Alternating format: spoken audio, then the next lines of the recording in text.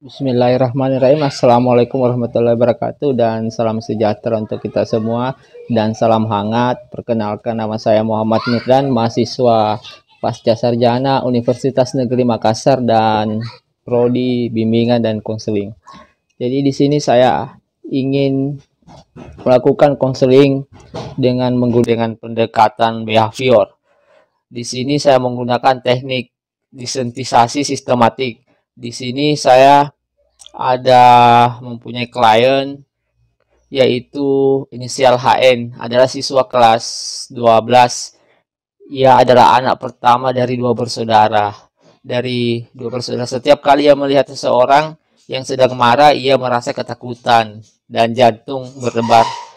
Hal ini terjadi karena ia sering dimarahi dan dia dengan saudara yang lainnya dimarahi sama tantenya. Dan tantenya ini sering menyalahkan dia dan ia merasa tidak salah. Tantenya selalu membela anaknya atau sepupu HN ini, meskipun anaknya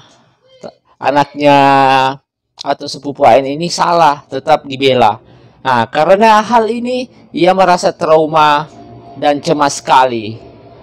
Merasa sulit berkonsentrasi belajar ketika ia di kelas. HN ini khawatir akan berpengaruh pada hasil belajarnya nanti. Oleh karena itu, ia langsung mengkonsultasikannya kepada konselor.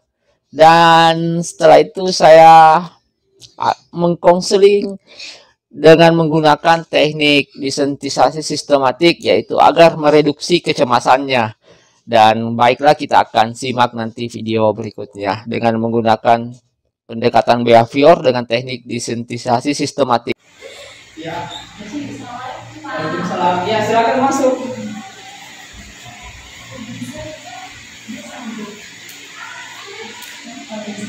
Ya, jadi ada buku apa ya? Di sini Pak, saya mau konseling.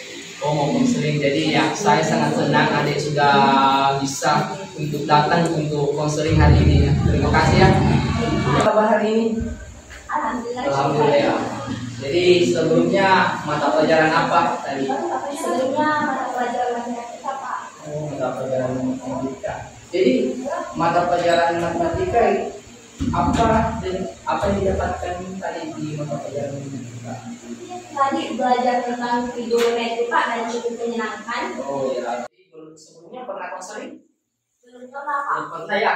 Jadi di sini baiklah saya akan menjelaskan tentang konseling. Konseling adalah bantuan profesional untuk memecahkan suatu masalah. Jadi konseling di sini ada yang namanya asas kerahasiaan.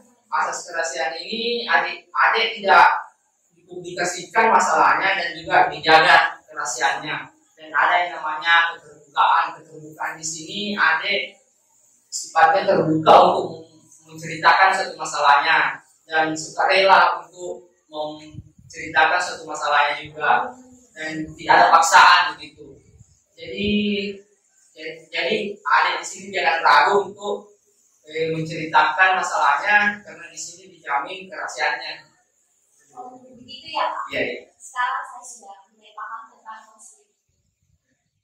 Jadi kita kontrak waktu dulu, pertemuan di sini dibatasi ada sekitar 30 menit sampai 45 menit. Jadi sebelum menyelesaikan masalahnya adik, ketika belum cukup waktunya kita lanjut ke hari berikutnya gitu. Dan mudah-mudahan masalahnya adik di sini cepat selesai gitu. Amin. Ya, oke. Baiklah, coba Anda ceritakan masalahnya adik dari. Sebetulnya Pak, kalau untuk saya pribadi itu agak sedikit merasa deg-degan atau takut ketika melihat seseorang itu marah-marah atau mengeluarkan kata-kata yang berat dan kasar. Oh gitu ya. Jadi sejak kapan adik sudah mengalami kecemasan ini? Ini sudah cukup lama Pak. Terjadi dalam beberapa waktu terakhir ini, sekitar 1 tahun terakhir Pak. Ya. Ini dimulai ketika tante saya yang dulunya kami tuh sama-sama sih Pak, dan dia pertamanya baik sama saya, tapi kemudian sekarang ini karena dia sudah hidup mewah, punya kekayaan, jabatannya naik dan semacamnya, dia mulai terlihat kasar ketika berbicara dengan saya Pak. Dia juga punya anaknya ini kan masih adik dari saya Pak, masih dari saya kecil. Saya selalu disuruh untuk jaga anaknya ini, tapi anaknya ini selalu berkelahi dengan sepupu yang lain. Ketika berkelahi Pak, pasti yang selalu disalahkan itu saya, karena saya tidak menjaganya dengan baik. Ketika marah begitu Pak, tante itu di sini juga merasa kayak terlibat gitu, kayak tercampur aduk kami semuanya Pak. Di situ juga mulai tidak fokus Kak. Jadi saya memahami apa yang Ade alami, dan juga Ade terganggu dengan sering perkataan kasar tantenya toh, dan juga teman ketika melihat seseorang dimarahi dengan kata-kata kasar, tentu Ade merasa cemas gitu, trauma. Iya. Baiklah kalau begitu, jadi kamu sekarang sedang mengalami trauma. Jadi di sini saya ingin memberikan teknik sistematis, yaitu pendekatan behavior. Pendekatan behavior ini ada diajarkan untuk merefleksi diri yang Ade rasakan saat ini ada kecemasan ya. Oh ya. Jadi Ade mau menyelesaikan masalahnya. Mau Pak, saya mau segera masalah itu selesaikan. Oh iya. Jadi baguslah. Jadi ada kemajuan, ada berani untuk menyelesaikan masalahnya, dan berani untuk masuk ke ruang bimbingan konseling ini untuk menyelesaikan masalahnya. Jadi kegiatan konseling ini yang menggunakan teknik ini kegiatan membantu untuk mereduksi kecemasannya adik, dan juga membuat tidak tegang begitu. Jadi begitu. Jadi saya ingin memilih teknik, yaitu teknik desensibilisasi sistematik, yaitu pendekatan behavior. Untuk melakukan teknik ini, jadi sekarang adik untuk memulai pejamkan mata dan mengingat sekarang keadaan situasi yang teringat mulai dari sedang dan hingga yang terberat yang adik alami. Jadi mengerti ya, bayangkan tetap rileks dan sedang bermain dengan sepupu adik, dan dalam ruangan ada juga tantenya, dan kemudian sepupunya adik-anaknya tante itu bertengkar, dan saudara yang lain sedang menangis. Tante menghampiri kalian, dan sekarang tante Anda mulai berbicara suara yang keras, dan bayangkan wajahnya. Jadi saya tidak sanggup Pak. Oh ya, tidak sanggup ya, sangat mengerikan. Oh ya, jadi oke. Sedang buka mata ya, jadi rileks, tarik nafas dalam-dalam dan perlahan sampai benar-benar rileks. Di situ saya lihat Pak, saya mendapat tekanan yang besar. Saya merasa takut Pak, demikian dari sebelumnya. Tapi saya lumayan merasa rileks Pak, karena saya merasa ini cukup membantu saya. Karena dengan begitu saya bisa rasa kayak masalah seperti itu tadi bisa saya bayangkan dan bisa saya selesaikan.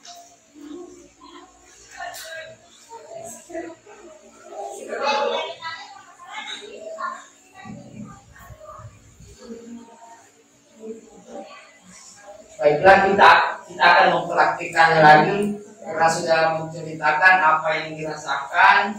Jadi sekarang kita mulai lagi, sekarang rileks dan ambil napas dalam-dalam dan pejamkan mata. Bayangkan seseorang yang sedang memarahi anaknya, suara pelan-pelan karena tidak mau belajar. Dan sekarang seorang sedang memarahi anaknya dengan suara yang keras. Dan sekarang kamu berada dalam sebuah ruang keluarga. Di sana ada semua adik dan tantemu yang bertengkar dan anaknya kemudian disalahkan kepada kamu. Jadi bagaimana perasaannya? Perasaan takut Pak, tapi Takut ya. Jadi sekarang kamu rileks lagi dan tarik nafas dalam-dalam dan kemudian buang dari mulut. Jadi rileks sudah ya. Ya, jadi rileks saja karena ini butuh proses. Jadi tapi tidak seperti yang sekarang sudah begitu baik kan ya? Ya. Lagi yang sedang marah dan bahkan memukul, dan bayangkan raut wajahnya, ya, tatapan matanya dan suaranya yang sangat keras sama kamu dan rileks. Jadi perasaanmu bagaimana? sekarang Pak sudah cukup lebih baik dari sebelumnya. Ya, lebih baik dari sebelumnya, alhamdulillah. Jadi kamu sekarang sudah bisa untuk mengurangi kecemasanmu. Jadi mari kita mulai lagi. Bayangkan wajah seseorang yang sedang marah sekali, dan bayangkan raut wajahnya, tatapan matanya, dan suaranya yang sangat keras. Jadi sekarang apa perasaannya? Lumayan bertambah baik Pak dari sebelumnya. Oh iya. Karena sekarang Pak saya sudah punya feel begitu. Ya. Bayangkan sesuatu hal terburuk, jadi saya tidak terlalu takut untuk hadapi Pak. Ya. Mantap. Jadi sekarang sudah bisa untuk mengurangi itu kecemasannya. Jadi alhamdulillah, karena sudah bisa untuk mereduksi kecemasan. Masih melewatinya, tetap semangat, jangan cemas lagi kalau seseorang memarahi kamu. Bagaimana, apakah sudah habis yang dibahas hari ini? Ya Pak, semua emosi yang sudah saya selama ini pendam, Ya. alhamdulillah saya hari. Alhamdulillah. Jadi baiklah, untuk pertemuan hari ini sekian dulu. Ya, terima kasih. Terima kasih Pak. Ya, oke. Akhir tadi itu.